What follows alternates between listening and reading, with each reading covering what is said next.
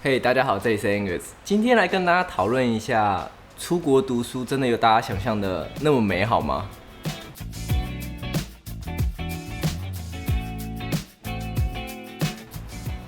大家听到出国读书，第一个想到的是什么？大部分的人，大家都会想到说，出国读书家里应该很有钱，好幸福哦，可以出国看看。其实也没有错，能出国看一看，真的是已经很幸运了。可是出国读书其实没有大家想象中的那么好。那趁着这个机会，就顺便跟大家讨论看看，出国读书其实要面对哪些问题吧。当然，在影片开始之前，请先帮我订阅，还有开启小铃铛，这样才能确定你每周四都可以陪我聊聊天。当然，还有追踪我的 IG。第一件事要跟大家讨论的是价格，对，大家最好奇的一定都是价格。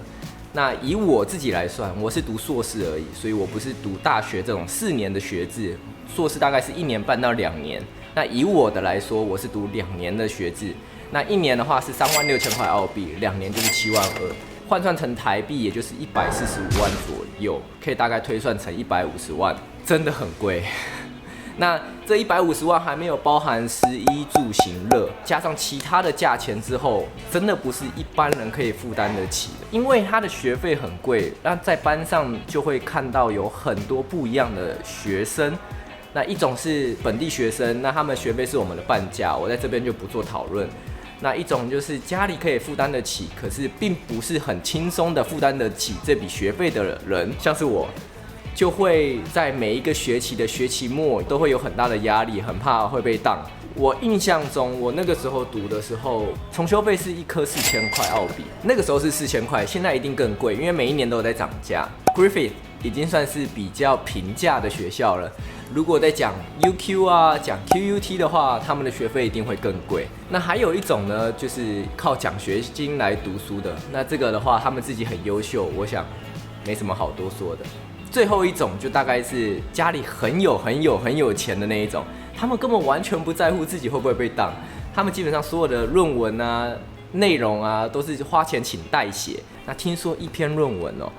大概是1000块到1500块澳币左右，那一个学期大概要写2到3篇，所以大家自己去算一下这个价钱要多少。总之，对他们来讲，这些钱可能只是塞牙缝吧。总而言之，大家的经济水平上有很大的不同，所以你在班上的话，就会看到所有的学生有很大的反差感。我觉得是一个很有趣的比对。第二样事情就是语言焦虑。刚开始上研究所的时候，那个时候尽管我已经上过语言班了，刚上课的时候还是完全听不懂。没错，完全听不懂。那这个状况大概维持了1到2个月之后，慢慢的我熟悉了这个英文的一些专有名词啊，之后我才慢慢的知道大家在讨论什么。所以这边就会强调一下，就像我之前影片讲的，如果你刚踏进一个新的领域，你可能要先上网查一下它关于这个领域的一些专有名词，让你先复习一下，先了解一下，这样就很助于你如果在学习这方面领域的东西的时候，可以更快的掌握大家在说什么。刚开始读书的时候，英文真的是一个非常大的压力来源之一。这边要说个题外话，很多人觉得在国外读完书之后英文会很好，其实很多人毕了业之后，英文连沟通都还是不行。我认为包含我，如果我当初没有去 Uniqlo 工作的话，没有试着跟同事们聊聊天、开玩笑的话，到现在我的英文可能只能基本的沟通吧。我知道听起来很荒谬，但是出国读书真的不代表你英文会很好。再来是经济压力，生活不容易啊。其实，毕竟我们不是什么有钱的留学生。在我的留学生涯当中啊，我的印象中，我下课啊，我放假啊，还有我放寒暑假的时候啊，我都是在打工度过的。那很多朋友那个时候就会出去玩啊，去旅游啊等等。可是相对的，我最多的休闲在那个时候，可能就是找差不多一样穷的留学生去酒吧喝酒聊聊天，这是最多了，也不是什么不好的事情。可是，在当下你去跟其他人做比较的话，心态上可能稍微要调整一下，不然会觉得我自己干嘛那么辛苦。那加上我是很晚才开始读硕士的，所以我所有的东西都会觉得自己好像晚别人一步，因为在跟我相同年纪的朋友可能都已经赚到了一笔钱，有一定的社会地位了。这方面我不知道我要不要再拍一集来跟大家聊一聊，因为我怕我自己的心态会崩。最后一样是孤单，不管你有多喜欢这里，或是你有多少朋友在这里，偶尔或是说常常，你还是会有一种莫名的孤独感、孤单感。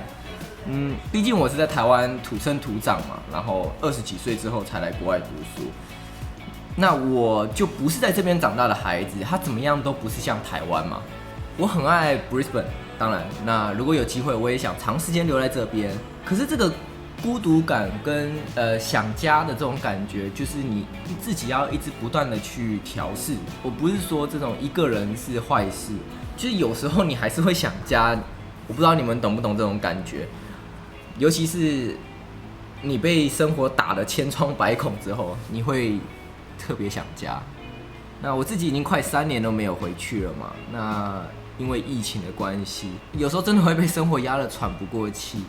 那会特别的想爸爸妈妈，是真的很累。好，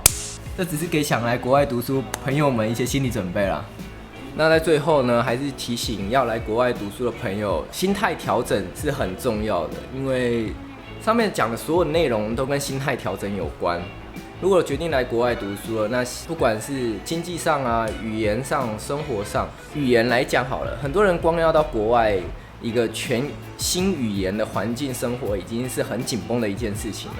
更何况他还是花了一大笔钱得来的。那如果这笔钱又是跟家人借、跟朋友借的话，那真的会压得喘不过气。那除了要顾及你的课业上，还要顾及你的经济上，还要很用力的去体验这个国外的生活，为了让这笔钱花的物超所值，还要在随时要有一个心理准备，会有突如其来的事情发生，例如 COVID 封城，例如洪水，例如找不到房子，这些事情都是不断的在你生活中一直发生的。所以在国外呢，我觉得我学到最多的，也是最珍贵的内容，大概就是如何碰到这些很紧急的状况，却用轻松的态度去面对。那希望这些分享对于真的想来国外读书的朋友有一些了解。那在之后我也会继续分享我读书的一些经验啊、看法，也欢迎在下面回应，然后提出你任何的问题。如果我知道，一定尽全力去回答你。